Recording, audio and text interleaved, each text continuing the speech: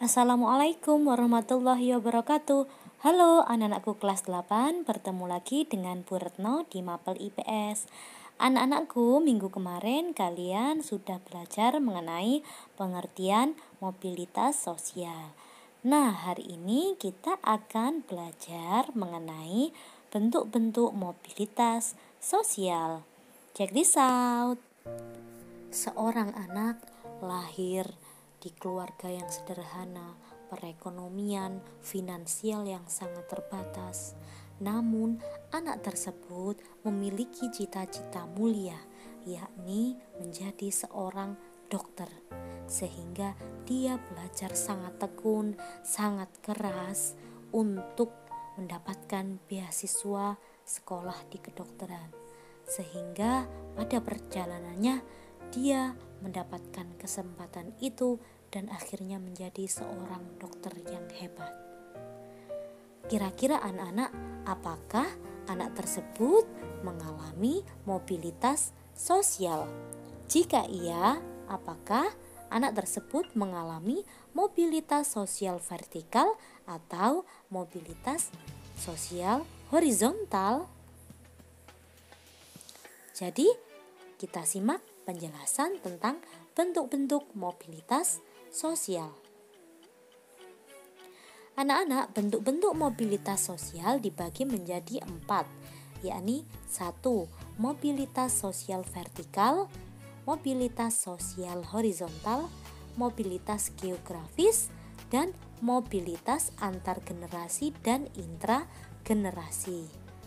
Mobilitas sosial vertikal ini ada perpindahan status dan peran sosial seseorang dari satu kelas ke kelas sosial yang lain.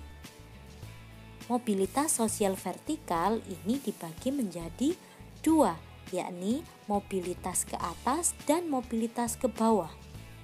Mobilitas sosial vertikal ke atas artinya bahwa terjadi kenaikan status dan peran sosial seseorang.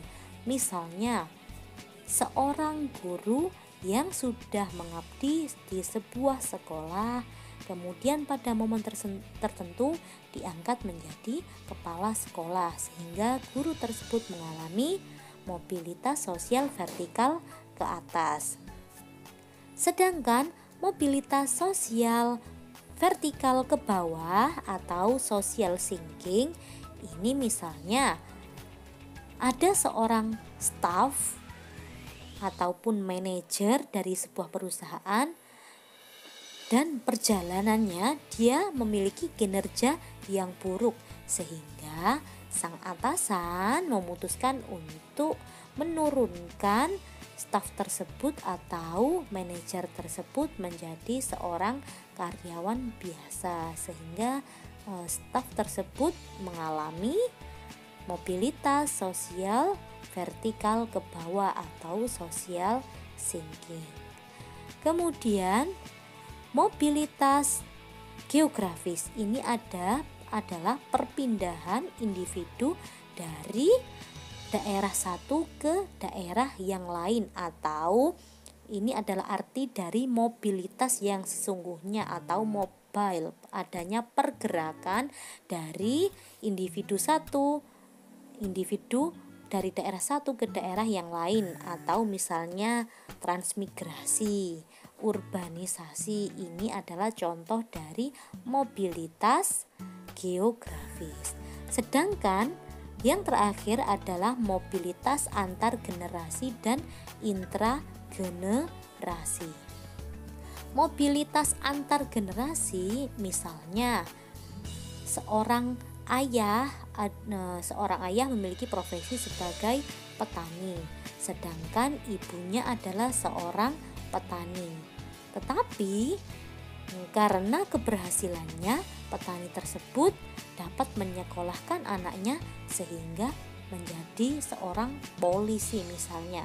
Sehingga ini terjadi mobilitas sosial vertikal ke atas tetapi antar generasi atau mobilitas sosial antar generasi. Sedangkan mobilitas sosial intragenerasi misalnya seorang kakak. Seorang kakak ini berprofesi sebagai buruh pabrik. Kemudian adiknya juga sebagai buruh pabrik. Tetapi adik bungsunya karena kemampuan ekonomi kakaknya untuk menyekolahkan adiknya, sang kakak berhasil menyekolahkan adiknya hingga lulus S2 sehingga dapat menjadi dosen. Jadi si adik bungsunya tercapai cita-citanya menjadi dosen sehingga mengalami mobilitas sosial intragenerasi atau sejajar atau satu generasi, bukan lintas generasi. Sedangkan yang antar generasi ini tadi adalah misalnya antara orang tua dan anak, yakni lintas generasi. Cukup sekian ulasan dari Bu Retno untuk bentuk-bentuk mobilitas sosial. Bu Retno ucapkan terima kasih atas waktunya sudah menyempatkan melihat video pembelajaran mata pelajaran IPS untuk hari ini. Semoga anak-anak paham dan mengerti ya. Terima kasih. Wassalamualaikum warahmatullahi wabarakatuh.